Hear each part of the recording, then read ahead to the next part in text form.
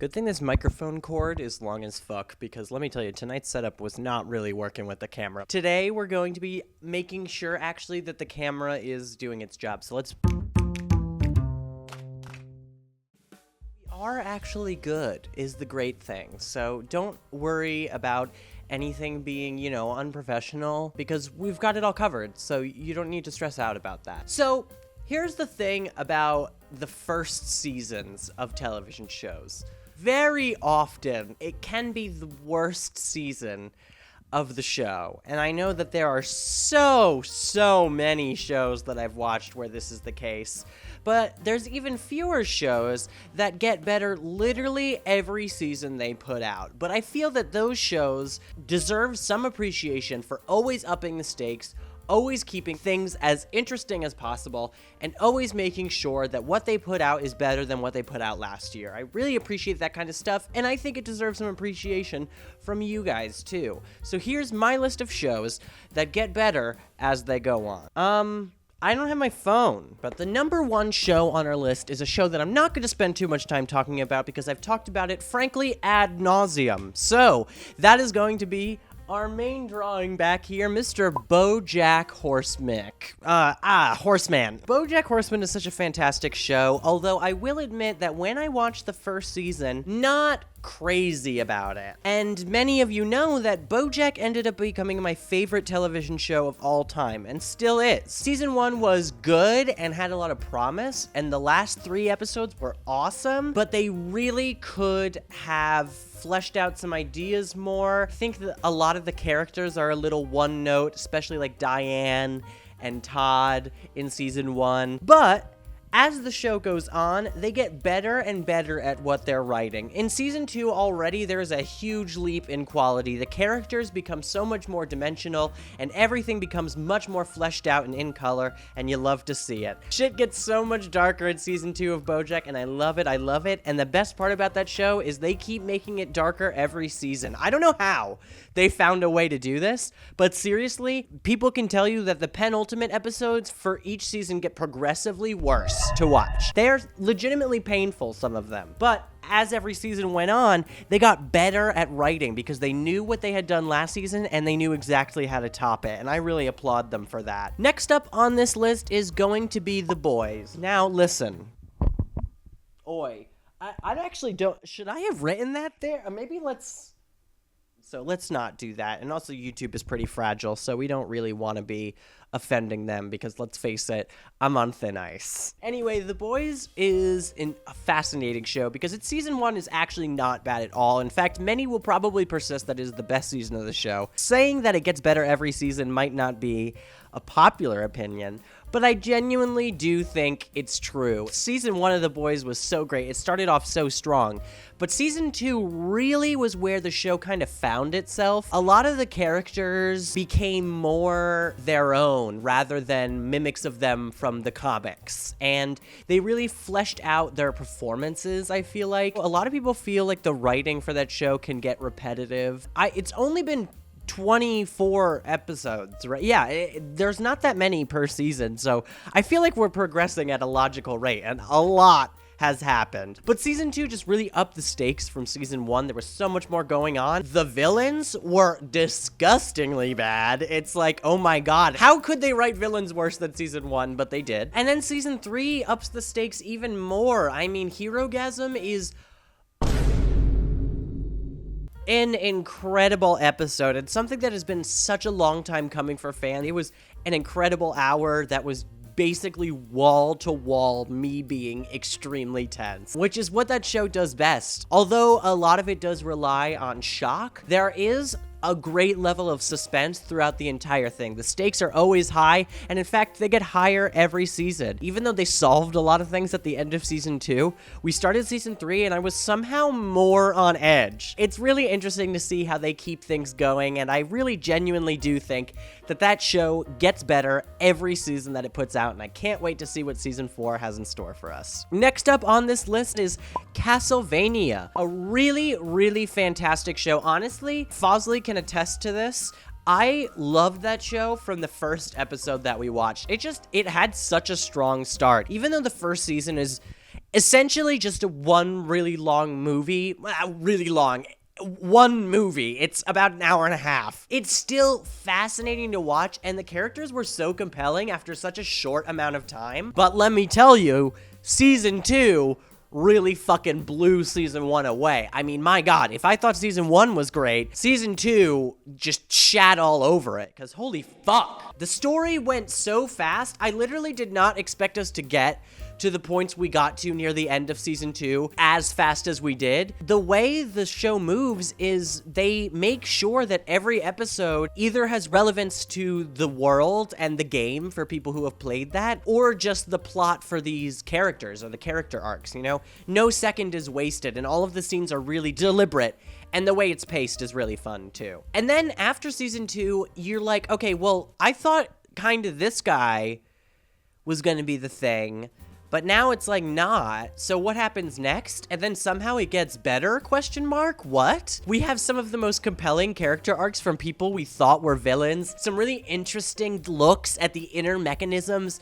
of the other side, the vampire side. Some really awesome development from our heroes, and some really terrible, sad development for our heroes as well. When season 4 came out, I honestly didn't think they could do better. And they like changed the animation style, and it was like more gorgeous than I've ever fucking seen. Honestly, season 4, I think the best fight scenes from the entire show, definitely. A lot of the best plotting, because there's really no boring episode, or no episode, there's no really boring episode of the show, but there's no slow episodes of season 4.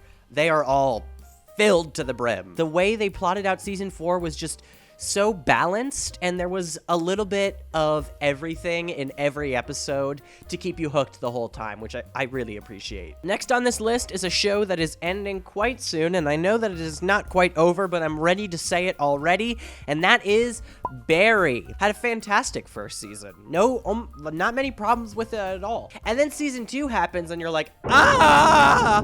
Honestly, Bill Hader is a fucking genius. He keeps finding new ways to make the darkest situations somehow supremely entertaining. And you have to, one of the most interesting parts about that show is the cinematography. Also back on TV Wins, I did an Everything Great About video for the episode 710N, which is in season 3. And it's just so interesting the way the episodes are chosen to be shot.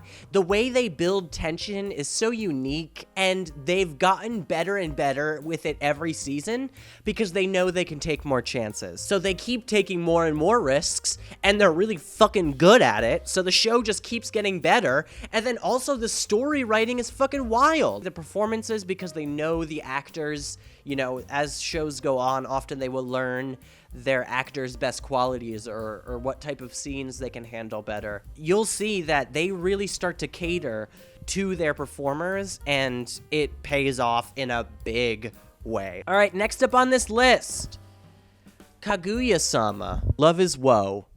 This is an anime that I was actually originally very, very skeptical about. And after season 1 ended, I was like, okay, it's good, but it's a little too, like, romance drama for me. You know, I felt it was a little cliche. It's just because the show really hadn't sunk its claws into me yet. I feel like one of those types of shows gets better as you know the formula more, you know? Where I started to really fall in love with these characters and their antics, where in season 1 they were annoying me at first, but then once you start to like get them, how creative the writers get with how far they can push these romance plot lines. It's actually really fascinating to watch and gets more interesting as you go along, especially because you keep wondering how they're going to continue the story, and they keep finding ways to do it without you even, you know, questioning it. You're like, oh, this works. And it even ended up in season 3 getting me really emotional. Next up, Veep.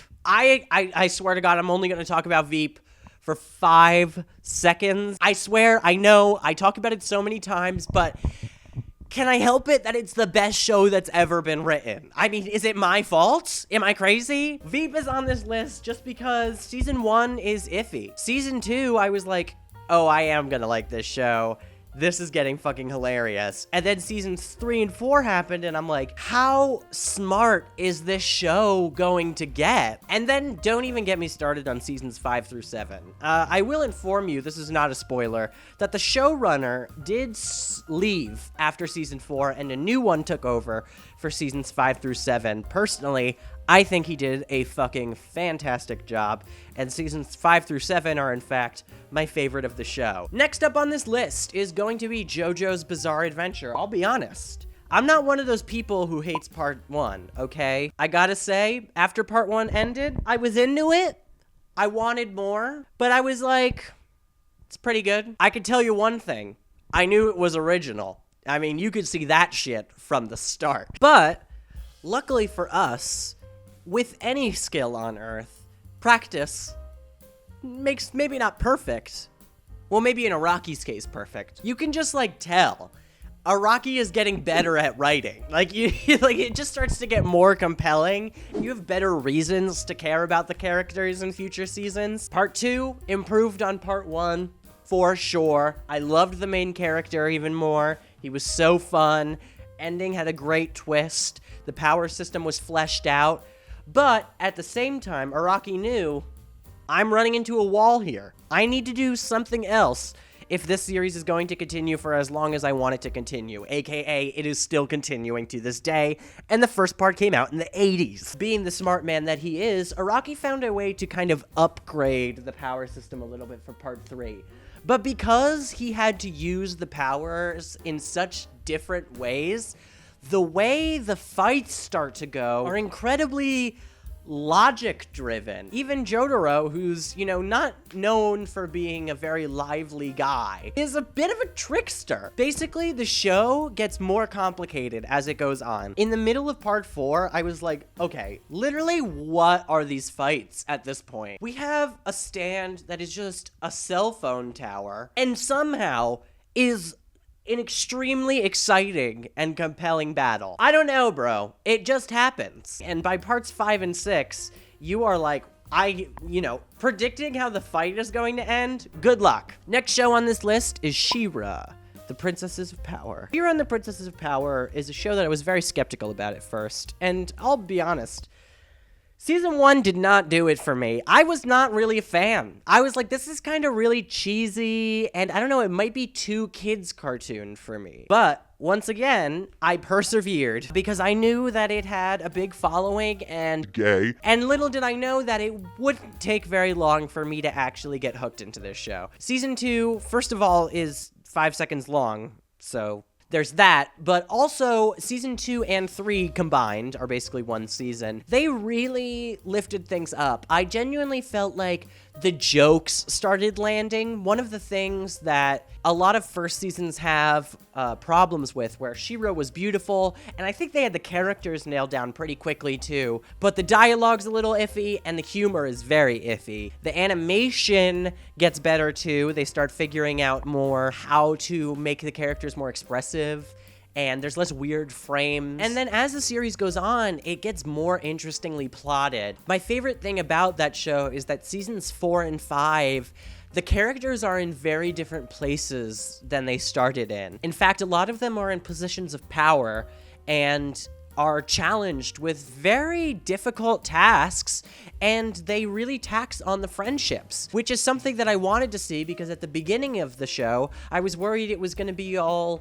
you need is love, which is, it's fine to an extent, but, you can Steven Universe it, and then you're like, okay, but, you can't cure Hitler with a hug. But either way, season 4 and 5 ended up becoming incredibly complex. I didn't end up knowing where it was going, and the season finale almost made me cry. Didn't.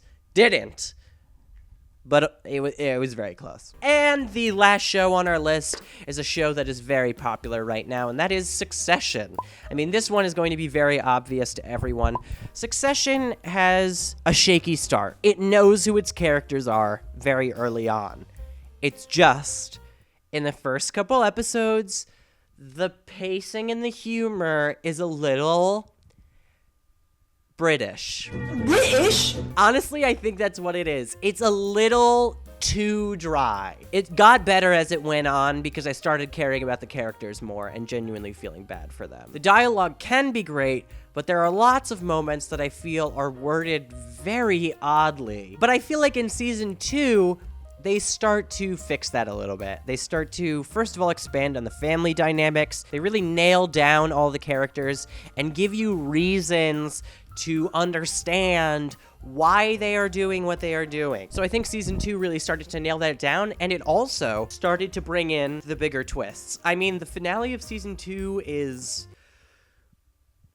something else. So few people see it coming, and when I saw it, it honestly completely fucked me over. But the crazy thing is that season 3 did me in even worse. And they see, wow, we really pulled one over on this audience. And then season 3 has been a fucking disaster from the start to finish. And I mean that in a good way. Like, it has been chaos to watch. I love every second of it, but I also hate every second of it. And then we get to the finale, and once again, they have my jaw on the floor. And you know, I've barely started season 4, but it knows so well what it is now. No second is wasted, and you find yourself looking at these tiny, tiny moments in this show to figure out what these characters are thinking, because the acting performances are so detailed, because they've gotten to know these characters so well. The writing is so streamlined, and I feel like it's just gotten more and more tense with time, and I really appreciate it, and I can't wait to actually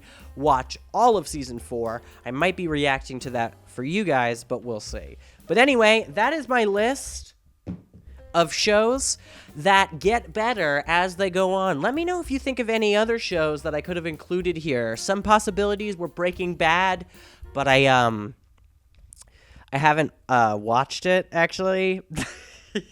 Ozark, but I felt like that one was a little too controversial considering season 4. But let me know if you have any other shows that you think genuinely get better and better as they move on season to season. I would really love to hear your thoughts on this, and don't forget that you could support this channel by subscribing to our Patreon for as little as $1 at patreon.com/TV_wins. There you get these videos weeks before they show up on YouTube. You get reactions early, you get reactions uncut, and you get to choose whatever you want to see. Sorry, the sun is rising, and I thought I saw an intruder at my door. Yes, I'm filming this video at 5:30 a.m. Don't judge me. Anyway, I will see you guys next time. Let me know what you'd like to see next on this channel. I'm having a real fun time, and hopefully I can post more often for you guys. But until next time, have a wonderful, wonderful life, and try to spread positivity, because, you know, it's dark out there.